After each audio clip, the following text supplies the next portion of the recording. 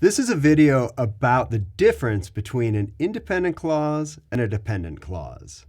Independent clauses are word groups that contain a subject and a verb and that can stand alone as a complete sentence, whereas dependent clauses are word groups with a subject and a verb that cannot stand alone as a complete sentence. Well, how can that be? Well, let's take a look. I'm going to write down a simple sentence here. I parked the car, okay?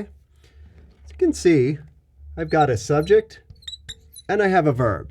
This is known as an independent clause. It can stand alone independently. It doesn't need any other idea to inform the complete thought that's being conveyed with I parked the car. The dependent clause comes in when we add dependent clause words, which are known as subordinating conjunctions. So, for example, if I were to add the word when, which is a subordinating conjunction, I've just changed the dynamic of this sentence so that it can't stand alone. Now, if I read when I parked the car, I'd want to know, well, what happened? Now this is a dependent clause. It needs to depend on an independent clause to complete the idea.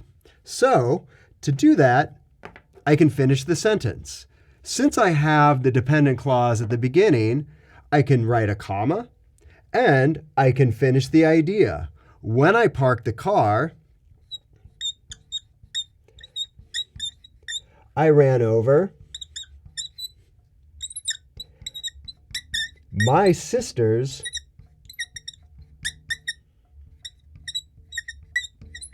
skateboard. Now, I have a second element to this sentence, which is the independent clause. I've got a subject and I've got a verb here to complete the idea. When I parked the car, I ran over my sister's skateboard. Well, that's too bad. But now I have a sentence with a dependent clause and an independent clause, which creates a complete thought. So this is something to consider with our writing. Knowing the difference between independent clauses and dependent clauses will help create sentence variety, and it will help us identify when we might have a sentence fragment with a dependent clause standing on its own, needing that independent clause to finish the idea.